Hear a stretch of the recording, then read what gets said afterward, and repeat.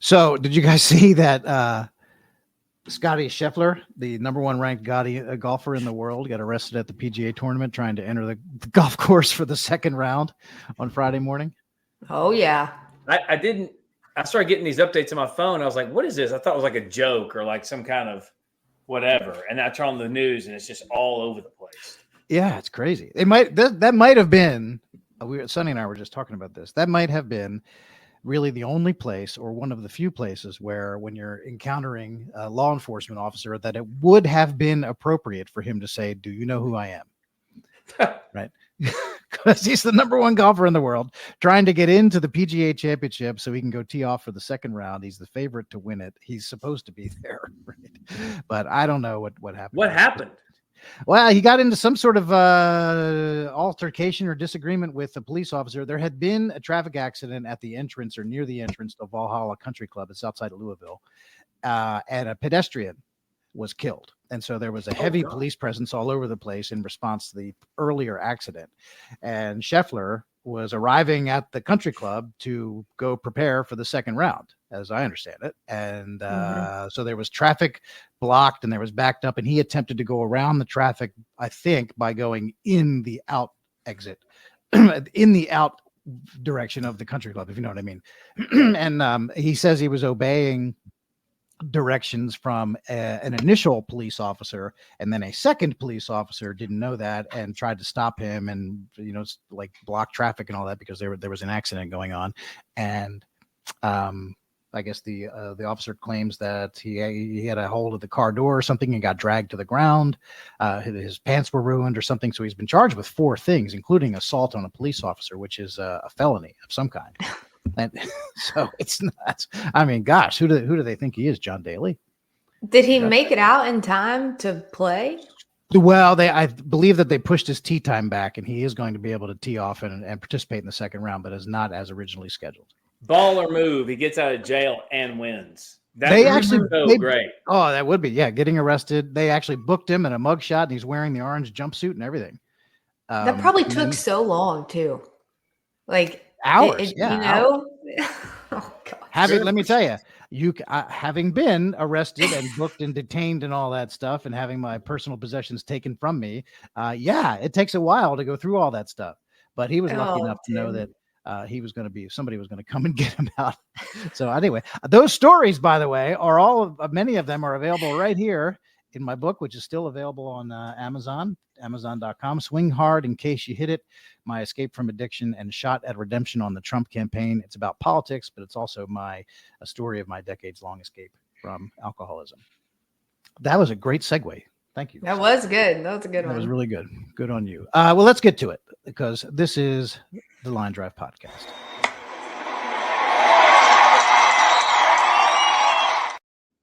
Let's stay in the world of sports.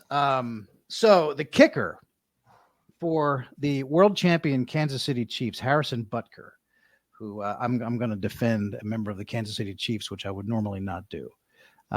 But this guy made a whole bunch of news. I know you both have seen it. Sonny, you requested to talk about this. He gave a commencement address to Benedictine College, which is a small, private, liberal arts Catholic college in Kansas, I believe. And he was the commencement speaker, and he raised a, have you followed this, Sonny? Mm-hmm. And yeah. Raised a ruckus. The usual suspects don't like the stuff that conservative religious person said. So here's one. This is a clip from the speech, giving the commencement speech at, again, a private Catholic college. Harrison Butker talking about men. It is only in the past few years that I have grown encouraged to speak more boldly and directly, because as I mentioned earlier, I have leaned into my vocation as a husband and father and as a man. To the gentleman here today, part of what plagues our society is this lie that has been told to you that men are not necessary in the home or in our communities. As men, we set the tone of the culture, and when that is absent, disorder, dysfunction, and chaos set in. This absence of men in the home is what plays a large role in the violence we see all around the nation. Other countries do not have nearly the same absentee father rates as we find here in the U.S., and a correlation could be made in their drastically lower violence rates as well. Okay, where's the lie in there? Yeah, there is none. That was a No. great, I thought that was a great explanation. And he just did a great job talking about what is actually happening right now. The government, I think, in recent, the last 50 years or so, has done a great job at trying to replace the father in the home. They get people dependent on the government, not dependent on the father. They're trying to break up families instead of encouraging the nuclear family, literally what we were designed to be: mom, dad, kids. And I'm so glad he was so bold in talking about that. And I wish there were more people standing up like that. And the hate he's getting is absolutely insane. Yeah. Hogan, what's your reaction to this? Yeah, I mean, okay. He's a Catholic at a Catholic university talking about Catholicism and the tenets of that faith. It blows my mind time and time again how the mainstream media freaks out when Catholics Catholic. I mean, what do you think's going to happen? What they don't have a problem with, which is also fascinating, is Catholicism is clear about marriage. It is clear about abortion.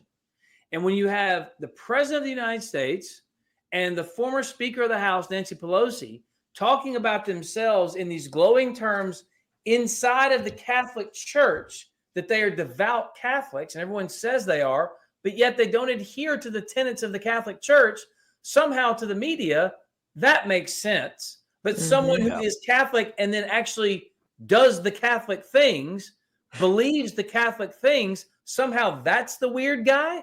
It doesn't make any sense. No, I love that. I love how you turned Catholic into a verb there. That was pretty funny. Yeah, sure. Somehow they're all shocked when Catholic's Catholic. So he goes on, and this is where, I think some of the people in the media were a little bit irritated by what he just said there about the men. And if you don't have a dad in the home, that's where all the problems lie. You're not allowed to say that, according to some people in the media. But here is where he really started to get into trouble, when he starts talking about the traditional role of women. Here we go. Ladies and gentlemen of the class of 2024, you are sitting at the edge of the rest of your lives. Each of you has the potential to leave a legacy that transcends yourselves and this era of human existence. In the small ways, by living out your vocation, you will ensure that God's church continues and the world is enlightened by your example. For the ladies present today, congratulations on an amazing accomplishment. You should be proud of all that you have achieved to this point in your young lives. I want to speak directly to you briefly because I think it is you, the women, who have had the most diabolical lies told to you. How many of you are sitting here now, about to cross this stage, and are thinking about all the promotions and titles you are going to get in your career? Some of you may go on to lead successful careers in the world, but I would venture to guess that the majority of you are most excited about your marriage and the children you will bring into this world. I can tell you that my beautiful wife, Isabel, would be the first to say that her life truly started when she began living her vocation as a wife and as a mother. I'm on this stage today and able to be the man I am because I have a wife who leans into her vocation. I'm beyond blessed with the many talents God has given me, but it cannot be overstated that all of my success is made possible because a girl I met in band class back in middle school would convert to the faith, become my wife, and embrace one of the most important titles of all, homemaker. Well, Sonny, this one's all about you. What do you think? So everyone in they congratulate themselves on being the right-thinking media, says you're not allowed to say how important it is for some women to make the decision to be wives, mothers, homemakers, whatever else it is that he's describing. And so they're freaking out over what he just said. What's your reaction? Well, let me tell you what he did not say. He did not say, all of you women sitting here just wasted the last 4 years of your life when you should have been looking for a husband at home in the kitchen, pregnant. He didn't say that. He didn't say you don't deserve to have a career. You don't deserve to have education. He said all of those things are wonderful, and they are. It's great to get an education, to go out, to have a career, to be able to provide for yourself and your family that you might have one day. But what he's talking about here, in my opinion, is priorities. All of these things are wonderful. It is great to have a flourishing career, but nothing compares to having bless you, nothing compares to having a family and children and raising the next generation. You know, our society is going to continue this downward spiral until parents train up their children in truth, to stand for truth, to stand for our values, and to teach our kids that America is the greatest country on earth and we're not inherently bad. And I think that is really more where he was going towards this. But I've seen on Facebook and on Twitter so many people going on and on and on. I can't believe he's saying this, saying that women don't deserve to have a career. They don't deserve to have education. That's not at all what he was saying. He was saying No, that's it's just not what he said. not the most important thing in life. And it's not, because you can have, at the end of your life, when you are in your deathbed, you can have every degree known to man. You can have all these accolades and accomplishments at your work. But if you're there by yourself on your deathbed, what was it all for? I mean, what was it all for? He was also kind of talking about it as though it's a choice that people make, which of course it is. You know, he talked about the graduation and that how many of them might be thinking about promotions and different achievements that they might get in the professional world. And he said that. But then he also said, look, many of you might be thinking about these other things, becoming a wife and being a mother. So, I mean, but you're right. I have seen this. What's that? You see to the left, that's the wrong choice, right? They'd rather have you in a factory as a woman working for a boss or starting your own business, making widgets, whatever you want to do, as long as you're not perpetuating the species, as long as you're not a mother who cares about your child. I remember when the movie Wonder Woman came out, and people were so mad at Gal Gadot, who played Wonder Woman, in large part because she was pregnant during the filming and she was part of the Israeli army. But I read a column where they said she walks by a baby and sees a baby for the first time, and she's like, oh, a baby. And they ripped her apart because, of course, a woman would want to stop and see a little baby. Oh, in the movie, Wonder Woman. Movie. And it was like, okay, everybody, just relax. First of all, it's a superhero movie. It's not real. It's not real. A lot of people of both genders stop and go, oh, a baby, right? Right. The whole thing is insane. And Sonny, I think you said it so beautifully, but it just blows my mind that our political side of the aisle on the right that we all share glorifies those, whatever decision they decide to make. And he pointed out that in Catholicism, but also his own personal view is there's not a better thing that a woman could do, that his wife would say there's not a better thing that a woman could do. How is that controversial at all? No, right. It doesn't make any sense through the lens of a traditional, rational thought process. But this, woke progressive ideology is teaching people something that is untrue. And you use the word truth, Sonny, that if you just climb that ladder a little bit further, a little bit higher, a little bit faster, your life's going to be fine. You're not going to have any regrets. Don't worry about kids. Don't worry about a family. Just do your career and you'll be great. And I just don't think that's the case. Can I add one Not more for thing? everybody anyway. A majority of people want that legacy from children, want that connection and devotion from a spouse. Some don't, and that's fine. But to pretend as though the folks who chase career over family are the norm and anybody else is settling and making a wrong decision and is not normal is on its face ridiculous. Yes. The one other thing I wanted to add here is another thing he's saying is he's not saying you can't have both. You can be a mom and you can have a career. And there is nothing wrong with having both of those things. I do both of those things. But what this reminded me of is the left does a really good job of trying to convince women that you can't have a career and be a mother in the pro-abortion industry. That's one of their points when they prey on vulnerable women who find themselves in unexpected pregnancies. That's what they're going to tell you at Planned Parenthood. That's what they're going to tell you anywhere that does abortions. They're going to say, oh, you can't do both. But when you see on the pro-life side of things, we say you can do both and we can help you and equip you to be able to do both. Right. Yeah, and I think that what they've done here is that with the left, if the left they do this a lot. If they had a stronger argument, then they wouldn't have to exaggerate or lie about what it is that he actually said. I've seen lots of memes and different things on social media since the speech was given. And people have said, they have a little video clip or a meme of somebody getting angry or being outraged. On the left now, they're saying on social media, live look at Harrison Butker learning that a woman has just posted her resume on LinkedIn, right? And he's freaking out because a woman is out there. That's not what he said. He did not say that women should not be entitled to work or pursue their careers or do whatever they want. Yep. He's just saying that many women choose to pursue motherhood. And in his view, that's the most important thing that a woman can do. He didn't say anything about women should not be allowed to work. Right. And it enrages him if women do pursue careers. My God, that's not what he said at all. And if you had a good, sound argument, you wouldn't have to substitute something that he did not say in place of what he actually did say. And Hogan, you touched on something, and I don't know if we've ever talked about this point before, but the left, when it comes to issues like this, about how they want to call it offensive that anyone wants to talk about raising a family and building a family and growing, the human species, right?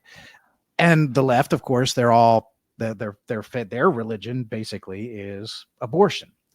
When in human history has, let's say, a particular brand of political ideology or anything, any group of thought, when in history, when it is their stated goal to reduce the number of new citizens that they procreate, if the left says we should champion abortion and we should oppose the aggressive raising of families, that means their numbers are going to get smaller over time. Right.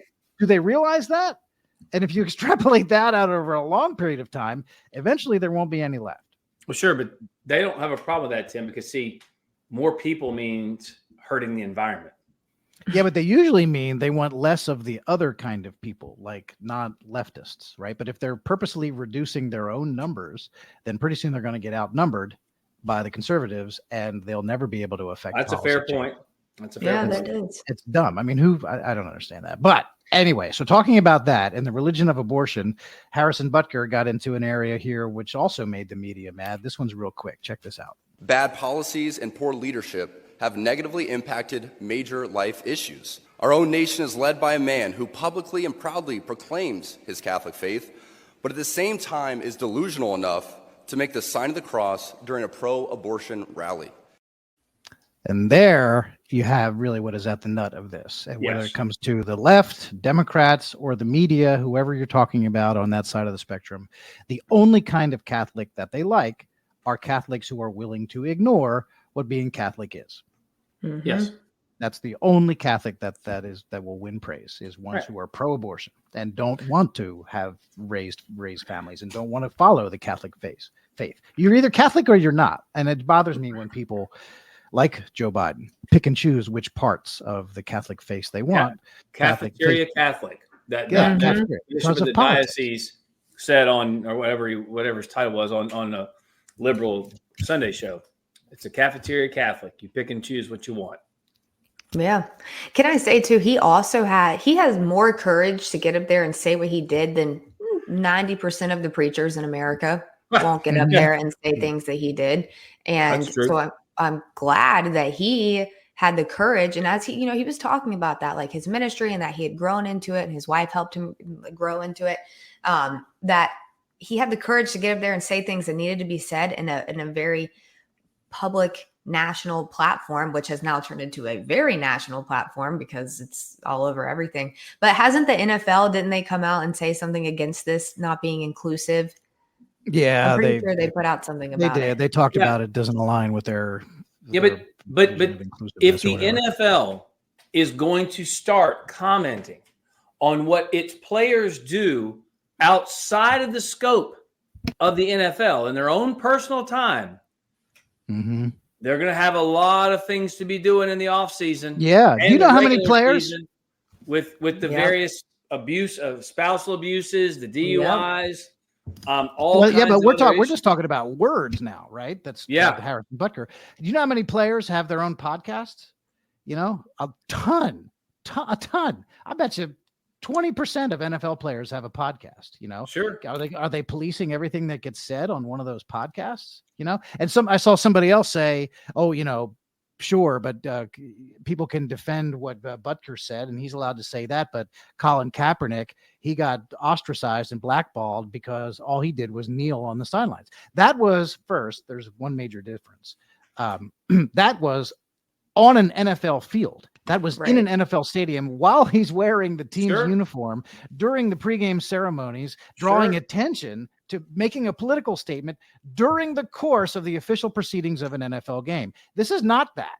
This is him being invited. This is Butker being invited to give a speech at a private college, expressing his personal points of view. And I would say non-controversial and non-offensive. And honest to God, who did those words hurt? Who honestly, who did he attack? Did he attack someone? An individual person? No.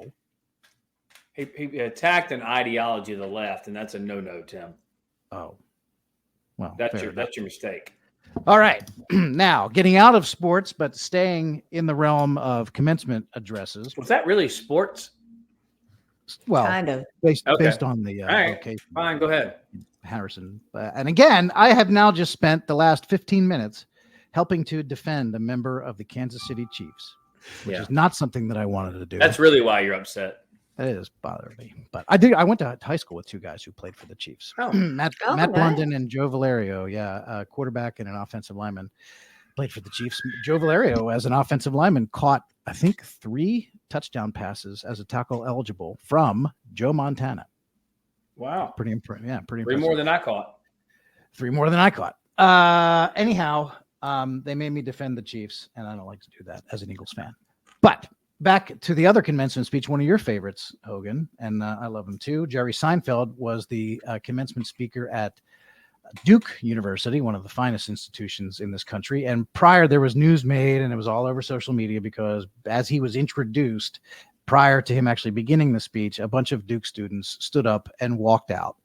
Because, of course, Jerry Seinfeld is a strong supporter of Israel. He traveled over to Israel with his wife to meet with the families of some of the people who are still being held hostage. And 70% of them, I think, what the news is, are now presumed dead. Anyway, so a bunch of these students walked out as the very controversial Jerry Seinfeld was giving a speech. And here's part of it. I think he probably anticipated that something like this was going to happen. But here he is talking about, to me, this is talking about cancel culture. This is pretty good. It's a little bit long, but it's good. I'm 70. I'm done.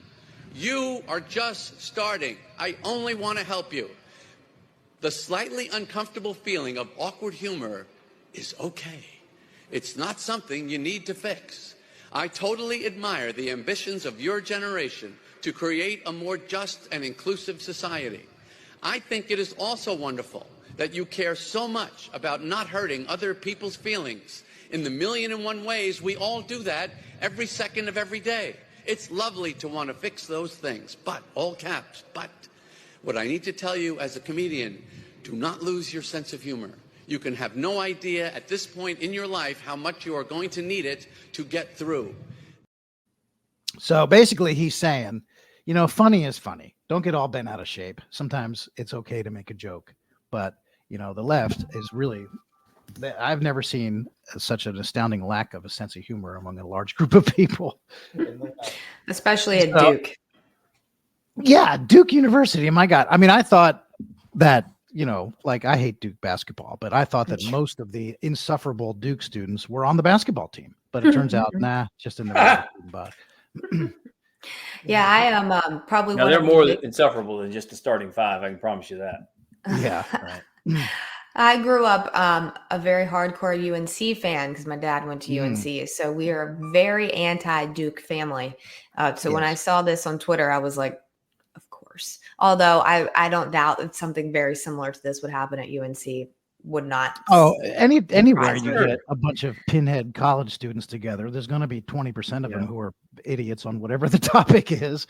Regardless, it's not always the same 20%, but roughly 20% of them. The speech was actually really good, and the message was really good. I listened to it through a couple times, and as you mentioned, I'm a huge Seinfeld fan, and we actually did kind of a pseudo review, Tim, you and I did, of his movie Unfrosted on Netflix. And the message was good, which was basically don't take yourself too seriously. If you're uncomfortable by a joke, it's okay. It's just a joke. If it lands, it's funny, laugh. If it doesn't land and it's not funny, okay, but don't cancel the person, or you don't like the subject matter. Don't go after the person.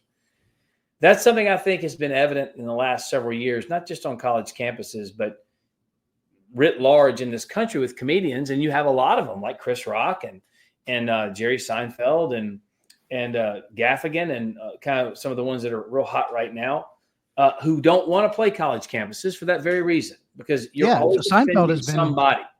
Seinfeld's been outspoken about that. Said he doesn't very want to play outspoken. Why do it and open yourself up to the nonsense?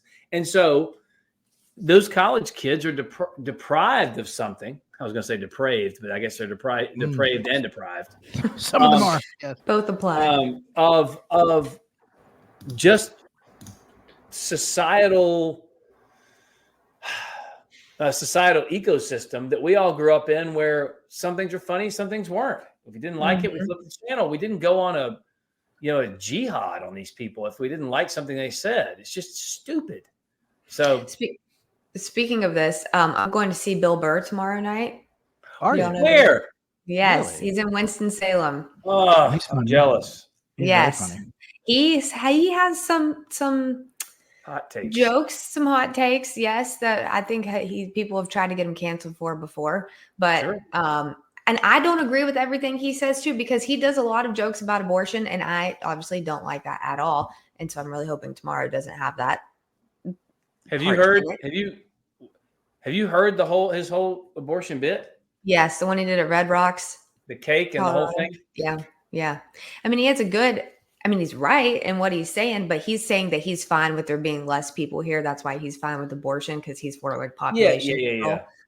But but I mean, that's just another example. He's a comedian with hot takes. I don't agree with everything he says, but I mean, he shouldn't be canceled like completely. He has a lot of anti-feminist jokes that he says, but yes. So let me get this straight. So there's a comedian, and I know for the sake of this, I'm going to pretend that I don't know who you're talking about, but I've seen his clips. He's funny. So there's a comedian who has a take on abortion. Abortion is one of the issues that's very important to you, and he has a take on abortion that you don't agree with. Correct? Correct. Yet you still think he's funny when he talks about other stuff, maybe, and you're willing to go see him in really. I know. Gosh, now I'm feeling bad about this. No. I'm asking you, why is it that you feel okay about this, but on let's say our counterparts on the left, if they encountered a comedian where they didn't like a certain part of his act, there is no way on earth they would be able to go to the show, laugh at the parts that they thought were funny, and sit there and tolerate the parts that they didn't agree with. Why are you able to go? Why is it? I'm asking seriously. I know. Why are you able to go sit there and listen to the parts that you don't agree with, whereas a lefty would not be willing to do the heck? They'd be outside protesting. Well, now you're putting me on the spot, and now I feel like a bad Christian for going. But that's not the point I'm trying to make. I know. But what I think, I mean, honestly, we just on the right, we have a sense of humor. And when I think about people on the left, like especially like diehard liberals, there's just anger. Like they take everything so seriously, so mad, angry. Something's always wrong. They're always offended. And I think, we got to bring humor back into the conversation a little bit, even if it's not something you agree with all the time, even if it's a stereotype, we can laugh and, might not agree on everything, but just bringing in some humor, some comic relief to kind of like lighten the load of society. Maybe that would help everyone get along a little bit better. But now I'm under conviction and I don't know if I'm going to go tomorrow now. Oh, no. I wasn't, Sonny. No, I'm just we were making the point that you're actually sane and rational. Yes, I know. That you can tolerate. It's okay to witness someone expressing a point of view that you disagree with. Don't agree with. Yeah. And not try to get them completely canceled off of, the face of the world as to where they won't have a career or, bankrupt them. When's the show? Tomorrow night. It was my husband's Christmas present. So I'm excited. Oh, that's good. We'll be watching the news in case you rush the stage or something. Good. Shut him up. Don't you talk about babies? It would be me. Yeah. His All point, right. though, is actually it slaps the liberals in the face on the matter. He which I does, think is yeah. great. What? Yeah, I haven't heard his abortion bit. I'll send it to part are you. talking- We'll send it to you, but the punchline is, in essence, kind of makes fun of both sides, but he's like, because he says abortion's okay with it, whatever you want to do it, which I know she and I both disagree with. But he says, And me too. You liberals out there, he's like, you say, well, it's not a baby, it's in the womb, it's not a baby yet, it's not born. He's like, that's like me getting together the sugar and the flour and the vanilla and putting a cake together in a pan, putting it in the oven, and 5 minutes goes by, you come by and take it and throw it across the room and ruin it. And you're like, well, it wasn't a cake. And I was like, it would have been had you just left it alone, right? Like, it's all the makings of it, which is the punchline, basically. So. Yeah. He does a great job. He hits on both sides pretty equally. Like that sounds like a pro-life. That sounds pro-life to me. Yeah. If you're saying it would have been. I'm saying. Almost. I mean, yeah. It would have been. Is it a cake at conception as soon as you open the as soon as you crack so. the first egg? Yeah. She says, I think so. Yeah, okay. Anyway. All right. Finally, last thing. The Trump trial, the New York Manhattan. I'm not going to call it the hush money trial because that's not what it's called, and that is adopting the nomenclature of the left, and I'm not going to do that. It's a paperwork discrepancy trial, is what it is. Yes. But one of my clients, one of my friends on Capitol Hill, Harriet Hageman, who has been a guest on this show, in the Judiciary Committee, they were having a hearing about the weaponization of government. And naturally, when you talk about that, all of these Trump trials come up because that's like the prime example of the weaponization of the federal government. And Harriet, pointed out that Congressman, because there was some news made, Congressman Dan Goldman from New York let it slip, or like proudly said so on MSNBC, that he is actually helping to prep Michael Cohen, or was helping him prep to be a witness in the trial at the same time that Dan Goldman's political campaign is paying or has paid $157,000 to the daughter of the judge in the trial because the daughter runs a political firm. And here's Harriet Hageman in committee pointing this out. Delegate from Wyoming is recognized. Well, thank you. And if it seems like there might be a dog in this hunt on the other side, what you need to understand is that Mr. Goldman, the novice representative from New York, actually does have a personal stake in this case. He has stated that he has been involved with the Bragg case, helping to prepare Mr. Cohen for his testimony. So he is quite closely aligned with an admitted and convicted liar and perjurer. He's also paid the Judge Merchant's daughter's firm over $150,000 for her services. So I think we've got quite a conflict of interest from Mr. Dan Goldman, the novice representative from New York. And just one other thing to keep in mind when considering the hostility from the folks on the other side of this aisle is that the ranking member of this Mr. Chair, I would move to have that was Jeffrey stricken from the record, Epstein's to have fixer. that phrase taken down. The ranking member was Jeffrey Epstein's fixer. So I think that might give you some idea of why you see this hostility. That's the one, the member who's stepping in there to try to break it up there. That's delegate Stacey Plaskett, because she's the a non-voting member of Congress from the Virgin Islands. And Delegate Plaskett has worked. She had received, I think, $30,000 in campaign contributions from Jeffrey Epstein, and also worked at the Virgin Islands law firm, which did a lot of the work that helped effectuate a lot of the stuff that Epstein was up to. That's why she was calling her Epstein's fixer, which is pretty funny. So, and here you see, she's asking that Harriet Hageman's words criticizing Dan Goldman be stricken from the record. She did not ask for it to be stricken from the record that she herself is Jeffrey Epstein's fixer, which is pretty funny.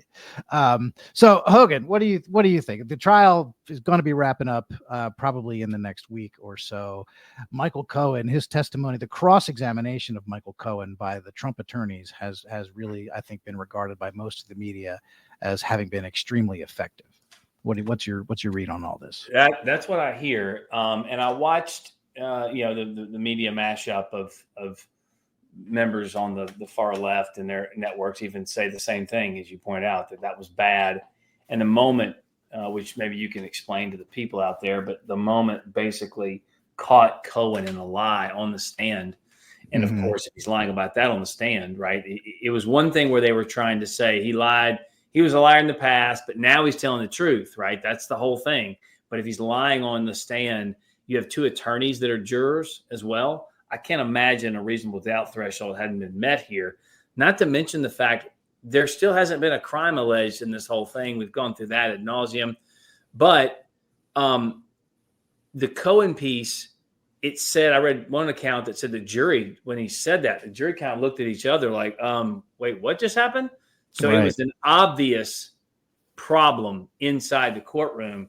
And I still am concerned because it's Manhattan. I'm still concerned because the jury hates Donald Trump. But if you're following any type of legal precedent or rules or, whatever, rapport, this case should have been thrown out a long time ago. It shouldn't have been brought in the first place. But we'll see what happens, I guess. Did you see Anderson Cooper's reaction to the incident that you're talking about? Anderson Cooper was like, he just was like, basically, boy, because there's no cameras in the courtroom, so he had to come out and actually explain to CNN viewers what had just happened in the courtroom, and he was like flabbergasted by how eviscerated Cohen had been by the Trump defense team. I mean, Anderson Cooper was there like, he dragged him all over the courtroom. It was really a sight to see. And basically what it is that Cohen has maintained that he had about a 90-second phone conversation with Trump in which they discussed the fact that he was going to make the payment to Stormy Daniels and how it was going to be recorded and all that stuff. So it was a really key part of his testimony that the prosecutors needed by making Trump part of the plan for making the payment, and also how the payment was going to be recorded and described, right? And then during the cross-examination, the Trump attorneys brought up a bunch of text messages from Cohen in which he was complaining that he was being harassed on the phone by text messages and such by someone who claimed to be only 14 years old. And he was having a conversation with Trump's body man over what to do about being harassed by this 14-year-old person who had his phone number all of a sudden. And then he picked up the phone and called Trump's body man. And so the conversation had to be about that 14-year-old who was harassing Cohen and not about the payment to Stormy Daniels. And then when caught on the stand, Cohen had to back up and finally say, well, it was probably about both those things. It was probably about, well, that's not what he said before. Right. Before he said, oh no, it was all about informing Trump as what's going on. I was telling him that I was handling it and for him not to worry about all that stuff. Now, all of a sudden, this idea that he was being harassed by some 14-year-old kid, that's what the conversation was clearly about based on his own text messages. And the best he could do was to come back and say, well, it was probably about both. Not just and the defense attorney says, probably, what are you talking? We're looking for facts here, pal. Yeah. Ain't no probably.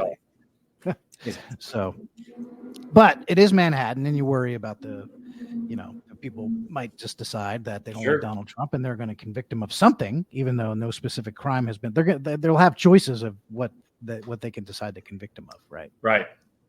Basically, how I understand it. So, anyway, maybe by the time we tape the next show, it'll be all over. And maybe. Who knows? But that's a lot of ground to cover. And again, I feel a little bit dirty for having had to defend a member of the Kansas City Chiefs, but you did the right thing, Tim. Sonny wanted to talk about it, so okay. Blame it on me. I'll take the blame. Yeah. Anyway, that's another good show. I appreciate you guys stopping by. For Sonny, for Hogan, I'm Tim Murtaugh. This is the Line Drive Podcast.